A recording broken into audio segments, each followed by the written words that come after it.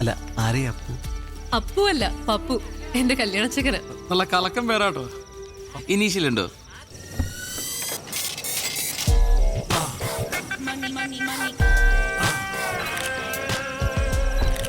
നമസ്കാരം. ഏതായാലും സംഗതി ഓക്കെ. എനിക്ക് അതൊരു നിർബന്ധമായിരുന്നു. എന്നതാ ഈ നെക്ലസ് ഇട്ട് വേണം എന്റെ വുഡ്ബി നാളെ പള്ളിയിലെത്താൻ. ഞാൻ ജ്വല്ലറിയിൽ വിളിച്ചു പറഞ്ഞു, എത്ര പണിക്കാരെ വേണമെങ്കിലും എടുത്തിക്കോ, നാളെ വൈകുന്നേരത്തേക്കുള്ളി സംഗതി കിട്ടണം. കസ്റ്റം മേഡല്ലോ. വന്നാട്ടെ, എല്ലാരും waiting. Please come. Hi Anna. Okay, this is for you. Thank you. എങ്ങനെയുണ്ട്? കൊള്ളാം. എങ്കിൽ പറ, എത്ര വില വരും? അങ്ങനെ ചോദിച്ചാ അറിയത്തില്ല. എന്നാലും ഒരു ഗസ്. ഇല്ല, എനിക്കറിയത്തില്ല. ആർക്കെങ്കിലും ഊഹിക്കാവോ? തനിക്ക് പറ്റുമോ? എനിക്ക് വാങ്ങിച്ചില്ല, വെച്ചേശുള്ളൂ. പണയം വെച്ചേ 10,200 കിട്ടും. 2 ലക്ഷം. ഒരു 3 വരും. വെച്ചേക്കുന്നു. ഇതിനെ 4,32,15,000 ഞാൻ ബാർഗൈൻ ചെയ്തു. അവസാനം എന്നതാ 25 ഡിസ്കൗണ്ട് ചെയ്തു. ഞാൻ നമ്മുടെ കുരിയച്ചനെ കൊണ്ട്, നമ്മുടെ കുരിയച്ചനെ MLA വിളിച്ചു പറയിച്ചു. പിന്നെ എന്നാന്ന് വെച്ചാ എപ്പ കൊണ്ട് വിറ്റാലും കൊടുക്കുന്ന ദിവസത്തെ മാർക്കറ്റ് വില കിട്ടും. എന്റെ ചായ, നമ്മൾ ഈ റിട്ടേൺസ് നോക്കി ഇൻവെസ്റ്റ് ചെയ്യാവൂ. ഈ സാധനത്തിന് മാർക്കറ്റ് കൊടുത്താൽ എത്ര കിട്ടും? ഒന്നും കേട്ടില്ല. എന്നതാ? ഇവരെന്റെ ഫ്രണ്ട്സാ, ജെറി മാധവ്. അബു, ജെറി, മാധവ്. ഇത് ഞാൻ പപ്പു ജോസഫ് താടി. എന്നിട്ട് താടിയൊന്നും കാണാറില്ല. കൊണ്ടുവന്നില്ല. അത് നന്നായി. എന്ത് ചെയ്യുന്നു? ഞങ്ങൾ FM RJs. ശമ്പളമൊക്കെ എങ്ങനെ? മാസത്തിലൊരു 4 വെച്ച് കിട്ടും അല്ലേ? ആക്ച്വലി ഞങ്ങൾ ഹെലോ FM വേണ്ടിയിട്ട് ഒരു ഫണ്ട് റേസിംഗ് ക്യാമ്പയിൻ ചെയ്യുന്നുണ്ട്. ആമനക്കുട്ടിയുടെ ഹാർട്ട് ട്രാൻസ്പ്ലാന്റേഷന് വേണ്ടിയിട്ട്. ഞാനും കേട്ടിരുന്നു FM എപ്പോഴും. നിങ്ങളായിരുന്നല്ലേ? അതെ. അപ്പൊ ഇച്ചാൻ ഞങ്ങൾക്ക് കുറച്ച് ഫണ്ട് ഒന്ന് സഹായിക്കാന്ന് പറഞ്ഞിട്ടുണ്ട്. നിങ്ങൾ രണ്ടുപേരും ഇന്ന് തന്നെ എന്തെങ്കിലും നല്ല ഡൊണേഷൻ തരണം. അങ്ങനെയാണെങ്കിൽ നാളെ നിങ്ങളുടെ കല്യാണം ഞങ്ങൾ FM ആഘോഷിക്കും. അതെ, അതിപ്പം എത്ര ഹൈ കൊണ്ടാണെങ്കിലും ഞങ്ങൾ സ്വീകരിക്കും. ഈ പറയുന്ന ആമനക്കുട്ടിക്ക് എത്ര വയസ്സായി? 4 വയസ്സ്. അയ്യോ, എങ്കിൽ ഇത്തിരി ബുദ്ധിമുട്ടാ. അല്ല, നിങ്ങൾ എത്ര പിരിച്ചെടുക്കുന്നത്? 15 lakhs. അയ്യോ, എങ്കിൽ 15 പോക്കാ. ഉറപ്പില്ലല്ലോ. എന്റെ ബൂ, ഞാൻ പറഞ്ഞിട്ടില്ല, നമ്മൾ റിട്ടേൺസ് നോക്കി ഇൻവെസ്റ്റ് ചെയ്യാം. ഇപ്പൊ തന്നെ ഞാൻ ഇട്ടിരിക്കുന്ന ഈ കോട്ട്, ഇത് സിറ്റി മോളിൽ. ഇതിന്റെ വില എത്രയെന്നറിയോ? 12,000 rupees. ഈ സിറ്റി മോളിൽ നമ്മുടെ ഫാമിലിയുടെ ഒരു വലിയ ബിസിനസ് ഡീൽ ഉണ്ടേ. മനസ്സമ്മതത്തിനിട്ട് റിങ്ങ. വില എത്രയെന്നറിയോ? അതെ, പുറത്തെന്റെ ഫ്രണ്ട്സ് താടിക്കാരനെ അല്ല പയ്യനെ പരിചയപ്പെടാൻ വേണ്ടി വെയിറ്റ് ചെയ്യാം. അല്ല, നമുക്ക് പിന്നെ സംസാരിക്കാം. പോയിട്ട് വരൂ പ്ലീസ്. ഏതാടി പതൂര്? താടി വരുന്നതിന് മുമ്പ് പോവാ.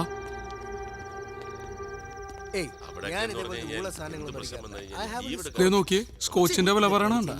ഇവനൊക്കെ എന്താണ് ചെയ്യേണ്ടത്? ഇവന്റെ വിചാരം നമ്മളൊരു പൈസ കണ്ടിട്ടില്ലെന്നാണ്. ഇവനൊക്കെ ഉണ്ടല്ലോ അട്ടിച്ച് അവന്റെ അണപ്പല്ല് പുറത്തെടുക്കണം. ലോകത്തുള്ള ഒരു പെണ്ണിനും ഇവനെ പോലത്തെ ഒരു കൊരങ്ങനെ കെട്ടേണ്ട ഗതികേടുണ്ടാവരുത്. എത്ര പൈസ ഉള്ളവനാണെങ്കിലും എന്റെ പെങ്ങളെ കെട്ടാൻ വേണ്ടിയാണെങ്കിൽ ഇവനാണെങ്കിൽ ഞാൻ കൊടുക്കൂല. കൊടുക്കരുത്. കുറച്ചേരം കൂടി അവൻ അവിടെ നിൽക്കണമെങ്കിൽ ഇട്ടിരിക്കുന്ന ഷഡ്ഡിയുടെ വില എത്ര അവൻ ചോദിച്ചാൽ കേക്കട്ടെ. എന്താ കണ്ണു കാണാൻ പാടില്ലേ? കാത് കേൾക്കാൻ പറ്റണല്ലേ? ഒന്ന് ആലോചിച്ച് നോക്കി. അവൻ ആമിനെക്കുട്ടിനെ കുറിച്ച് പറഞ്ഞ കേട്ടോ. അതൊക്കെ ശരിയാ, പക്ഷെ നമ്മൾ അവനെ മനുഷ്യന്റെ എന്തെങ്കിലും ലക്ഷണം ഉണ്ടോ? നോക്കിയ നീ നോക്ക്. നീ പാട്ടുമാക്ക. ആരോ എന്നെ കുറിച്ച് നല്ലത് പറയുന്നു. ശരിയല്ലേ? ശരിയാണ്. അതെ. സാധാരണ നമ്മൾ മുമ്പ് പ്രേമിച്ച പെണ്ണ് നമ്മളേലും ഗതികെട്ട ഒരുത്തൻ്റെ കൂടെ പോകുമ്പോ നമ്മൾ ഭയങ്കര ഹാപ്പി ആവില്ലേ? ഇല്ലേ? അതെ. ആ നിന്റെ സ്ഥാനത്ത് ഞാനായിരുന്നെങ്കിൽ ഇവനെ പോലത്തെ ഒരു മണ ഉണാഞ്ചന ആ പെണ്ണിനെ ഒരിക്കലും വിട്ടുകൊടുക്കൂല. ഞാൻ കൊടുക്കില്ല. ഒരിക്കലും കൊടുക്കൂലടാ. എനിക്ക് ഇപ്പോഴും തോന്നുന്നത് ഇവനിൽ നിന്ന് രക്ഷപ്പെടാൻ അവൾ എന്തൊക്കെയോ മാർഗം ആലോചിച്ചിരിക്കുന്ന പോലെ. നിനക്ക് തോന്നിയോ അങ്ങനെ? എനിക്ക് തോന്നി. എനിക്ക് തോന്നി.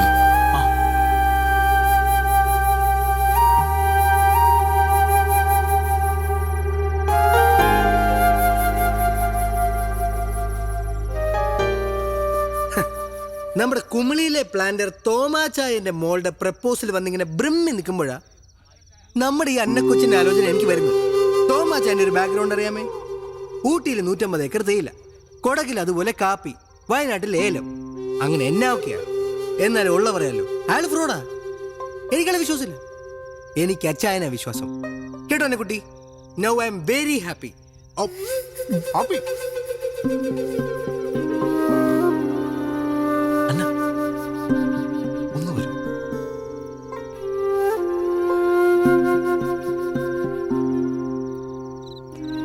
അന്ന നിനക്കിത് എന്താ പറ്റിയത്? എനിക്കെന്ത് പറ്റാൻ? എടിയ താടിക്കാരൻ കിഴങ്ങന്റെ ക്യാരക്ടർ മനസ്സിലാക്കിയിട്ടാണ് നീ കല്യാണം സമ്മതിച്ചത്?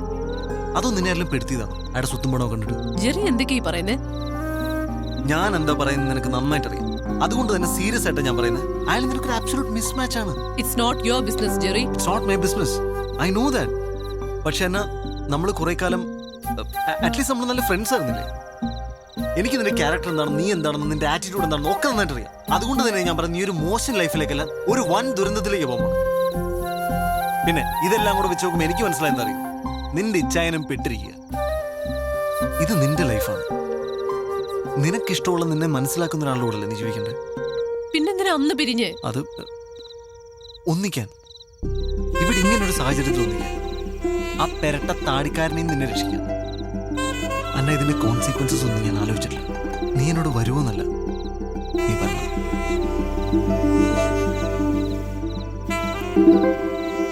നല്ല ടേസ്റ്റ് ഉണ്ടല്ലേ? ചിക്കൻ പൊരിച്ചിട്ടാ കറി വെച്ച. ഓ ഉറപ്പാ. അല്ലെങ്കിൽ തിന്നില്ലായിരിക്കും. കൊള്ളാട്ടാ. എടാ ഞാൻ ഒരു മൂന്നാമത് ചോദിച്ചാൽ തരുമോ? നെയ്മീൻ ഫ്രൈ തീർന്നിട്ടാ. ഇനി എന്നോട് ചോദിക്കാൻ പറയാൻ നിൽക്കരുത്. വെജ് കുടിക്കാത്ത. ഓ നീ കഴിക്കണല്ലേ? കഴിക്കടാ. നല്ല ചിക്കൻ ഉണ്ടാ. നിനക്ക് ഫ്രൈഡ് റൈസ് ഇഷ്ടമില്ലേ? എടാ, അവള് വരാൻ സമ്മതിച്ചു. ആര്? അന്ന വരാൻ സമ്മതിച്ചു. ഇങ്ങോട്ട് ഓടാ. തമാശയാണോ? അവളെന്റെ കൂടെ വരാൻ സമ്മതിച്ചു. അത് അടിക്കാനുണ്ടോ കൂടെ? നീ ഒരു മേൽ തമാശ കളിക്കരുത്. അവളെന്റെ കൂടെ വരാൻ സമ്മതിച്ചു. നീയൊക്കെ കൂടെ മൂപ്പിച്ചിട്ടാണ് ഞാൻ അവളെ പോയി വിളിച്ചത്. അവളിപ്പോ എന്നോട് വരാന്ന് പറഞ്ഞിരിക്കുക. ഞങ്ങൾ വെറുതെ ലോകതത്വം പറഞ്ഞല്ലേ, നീ സീരിയസ് ആയിട്ടാ? ലോകതത്വം ഇതുമാതിരി പൂക്കൃത്തരം കാണിക്കരുത്. മര്യാദയ്ക്ക് എന്റെ കൂടെ വന്നു, ഞാൻ പോയി വിളിച്ചോണ്ട് വരാൻ പോകും. ഈ കേരളത്തിൽ ഇൻവെസ്റ്റ് ചെയ്തിട്ട് ഒരു കാര്യമില്ല. ഉള്ള പറയാലോ, എനിക്ക് ഈ മലയാളിയാണെന്ന് പറയാനേ ഇഷ്ടമല്ല.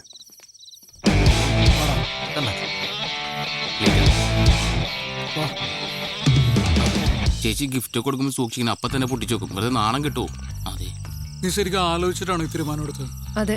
ആണോ? എന്റെ മനസ്സിന് ശരിയെന്ന് തോന്നുന്ന ഞാനിപ്പോ ചെയ്യുന്നത്. ഭയങ്കര തെറ്റായി പോയി. ആ വഴി പോവാം, വേഗം വാ. നമ്മൾ ഇവളെ കൊണ്ടുപോകണം, ഇവള് നമ്മളെ കൊണ്ടുപോകണം.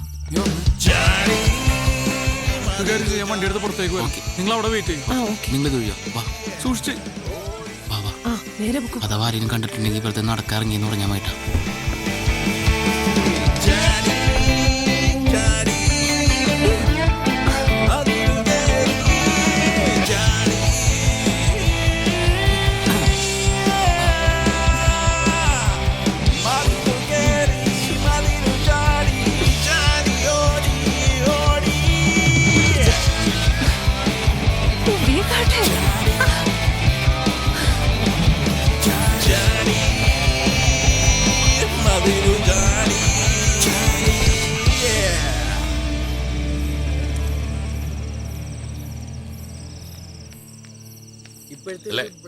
അല്ല, നമുക്ക് നാളെ പള്ളിയിൽ കാണണം. എല്ലാവരും ഫാമിലി ആയിട്ട് തന്നെ വരണം. ഓക്കെ വന്നേ. എന്നാടി? എനിക്കെന്തോ ഒരു പന്തികേട് പോലെ. എന്താ? അന്നേ കാണുന്നില്ലെന്നോ? പ്രശ്നം? ഏയ്, പ്രശ്നമൊന്നുമില്ല. നീ ആ ഫോണിൽ ഞാൻ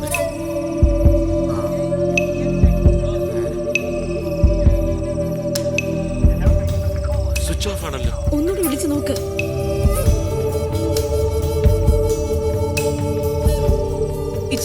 ഈ വീട് മുഴുവൻ ഞാൻ നോക്കി. അന്ന ഇവിടെ ഒന്നുമില്ല. നമുക്ക് വേഗം പോലീസിൽ അറിയിക്കാം. അയ്യോ അച്ഛയ, ഇനി എന്നെ ചെയ്യാ? ചതിച്ചോ? എന്നെ പോകുന്ന വഴിക്ക് വീടിന്റെ അവിടെ ആക്കണേ.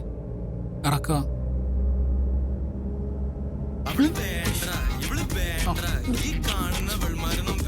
സോറി. പ്രണയ നിമിഷങ്ങളിൽ ഇറ്റ്സ് മീ ബിജു. ഈ കാത്തന നിമിഷങ്ങളിൽ പ്രിയെ നിന്നെ ഞാൻ ഓർത്തു പോവുകയാണ്. രാത്രിയുടെ ഈ സുന്ദരയാമങ്ങളിൽ സംഗീതം എന്നെ മതോന്മത്തനാക്കുന്നു. ഉന്മാദ നിമിഷങ്ങളിൽ പ്രണയഭരിതമാക്കുവാൻ.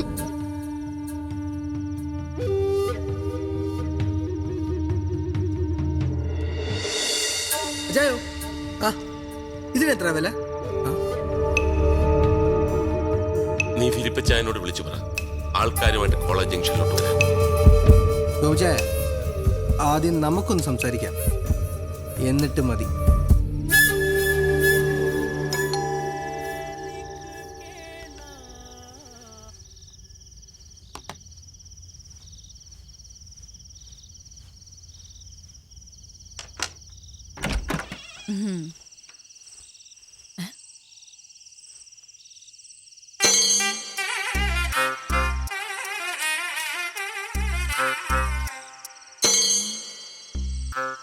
എല്ലാം വളരെ പെട്ടെന്നായിരുന്നു അല്ലേ? കൂടാൻ പോയതാ, കഴിക്കേണ്ടി വന്നു. ഇത് എന്റെ ഭാര്യ പ്രിയ. എന്താ ഇത് ഇത് അന്ന. ശരിയാ. എന്താ മാധവ്, എന്താ കാര്യം? എല്ലാം കൈവിട്ടു പോയി. എനിക്കൊന്നും മനസ്സിലാവണില്ല. അത് അതൊക്കെ പറയാം, അത് ഞങ്ങൾ നകത്ത് കയറട്ടെ. പേര് വരൂ വരൂ. ചേരിപ്പൊക്കെ ഒന്ന് പുറത്തിടണേ. ഒന്നും വിചാരിക്കല്ലേ, കുറച്ച് വൃത്തി കൂടുതലാണെന്നേ ഉള്ളൂ. വരൂ.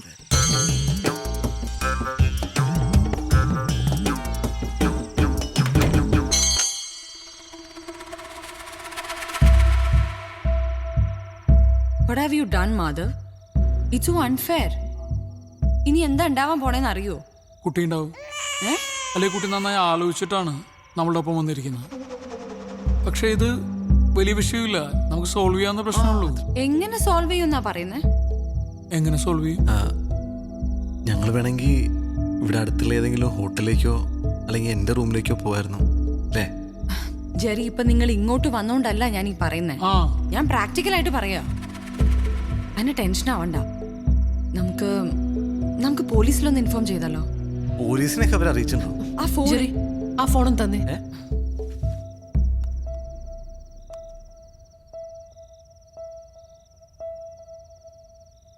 ഹലോ ഹലോ, ഞാൻ അന്നയാ. മനസ്സിലായി മനസ്സിലായി. യാത്രയൊക്കെ സുഖമായിരുന്നോ? ബുദ്ധിമുട്ടൊന്നും കൂടാതെ എത്തേണ്ടടുത്ത് എത്തിയല്ലോ അല്ലേ? കൊച്ചു ഒളിമ്പിക്സിന് പോണം കേട്ടോ. ഹൈ ജമ്പിനാണ് ഇന്ത്യക്കൊരു മെഡൽ ഉറപ്പാണ്. എന്നോട് ക്ഷമിക്കണം. എന്തിന്? ഞാൻ ചെയ്തത് തെറ്റാന്നറിയാം. ക്യാരക്ടർ ഇഷ്ടമായില്ലെങ്കിൽ ഞാൻ നേരത്തെ തന്നെ പറയണമായിരുന്നു. പക്ഷെ ജീവിതകാലം മുഴുവൻ ഒരുമിച്ച് താമസിക്കേണ്ടവരാകുമ്പോ... അയ്യോ മോളെ, ഇതിപ്പോ നന്നായെന്നാ ഞാൻ പറയുന്നത്. ഇപ്പൊ കുട്ടി മതിലയാടി, അതവിടെ തീർന്നു. കെട്ടിക്കഴിഞ്ഞതിന് ശേഷമാണ് കൂട്ടുകാരനെ കണ്ടിരുന്നെങ്കിൽ പിന്നെ അവൻ എന്റെ വീട്ടിലേക്ക് മതിലയാടാൻ തുടങ്ങും. എനിക്ക് പിന്നെ ഉറങ്ങാൻ പറ്റൂ? സെക്യൂരിറ്റി വെക്കാന്നൊക്കെ പറഞ്ഞാൽ മാസം 10,000-15,000 രൂപയുടെ ചെലവാ. ഒരു റിട്ടേൺസ് ഇല്ലാത്ത ഇൻവെസ്റ്റ്മെന്റ് ആണ്. ഇപ്പൊ പ്രശ്നം എന്താന്ന് വെച്ചാ, ഈ ബിസിനസ്സിൽ ഞാൻ ഒരു 15 ലക്ഷം രൂപ ഇൻവെസ്റ്റ് ചെയ്തിരുന്നു. പിന്നെ കേറ്ററിംഗ്, കോസ്റ്റ്യൂംസ്, ഓർണമെന്റ്സ്, അതിനൊക്കെ ആ നെക്ലസ് ഞാൻ അവിടെ തന്നെ വെച്ചിട്ടുണ്ട്, അലമാരക്കകത്ത്. 4,32,15 രൂപയുടെ. പ്ലസ് 12% ടാക്സ് ഉണ്ട് കുട്ടി. ഏതായാലും അത് ഞാൻ ഇങ്ങ് എടുത്തിട്ടുണ്ട്. നാളെ തന്നെ അത് ആ ജ്വല്ലറി റിട്ടേൺ ചെയ്യാം. മാർക്കറ്റിൽ വില കയറി നിൽക്കുന്ന ടൈമാണേ. എന്നതാണേലും 15 ലക്ഷവും അതിന്റെ 9.9% ബാങ്ക് ഇൻട്രസ്റ്റ് കിട്ടിയ എനിക്ക് പ്രശ്നമേ ഇല്ല. I am happy. അയാളുടെ മോന്ത കിട്ടി ഒരു കുത്തും കൂടി കൊടുത്തിട്ട് വരായിരുന്നില്ലേ? അതാര്? Hello hello hello. ഇനിയിപ്പോ പ്രശ്നമൊന്നുമില്ലല്ലോ അല്ലേ? അല്ലേ? ഒരു പ്രശ്നമുണ്ട്. ഇവിടെ ആകെ ഒരു മുറിയുള്ളൂ. മുകളിൽ ഓണറാണ്. ആ പോർഷൻ ഓണർ ആർക്കോ റെന്റിന് കൊടുത്തേക്കുക. ആ റൂമിൽ ഇവര് കിടക്കട്ടെ, നമുക്കിവിടെ വിശാലമായ ഹാളല്ലേ? അയ്യോ, അത് വേണ്ട, ഞങ്ങൾ ഇവിടെ കിടന്നോളാം അല്ലേ? അതൊരു കുഴപ്പമില്ലേ? അത് കുഴപ്പമാവും. അതൊക്കെ നമുക്ക് ശരിയാക്കാം. അയ്യോ, ആദ്യം എനിക്കൊന്ന് ഫ്രഷ് ആവണം. ആ മതിലേലെ പൊടിയും എല്ലാം. അസുഖം എന്തെങ്കിലും ഉണ്ടോ? പ്രിയക്ക് ഒരു ചെറിയ അസുഖമുണ്ട്. ന്യൂക്ലിയർ ബോംബ് വീണ് കഴിഞ്ഞാലും പ്രിയക്ക് യാതൊരു പ്രശ്നമില്ല. പക്ഷേ കുറച്ച് പൊടി പറ്റിയ അല്ലെങ്കിൽ വെച്ച സാധനം അങ്ങോട്ടും ഇങ്ങോട്ട് മാറിയിരിക്കുക, അത് സഹിക്കില്ല. ഇത്ര വൃത്തി കൂടിയ ഒരു ഭാര്യ ആയതുകൊണ്ട് എൻ്റെ അച്ഛനും അമ്മയൊന്നും വീട്ടിലേക്ക് അടുക്കാറേ ഇല്ല. ഹലോ. നന്നായി അല്ലേ?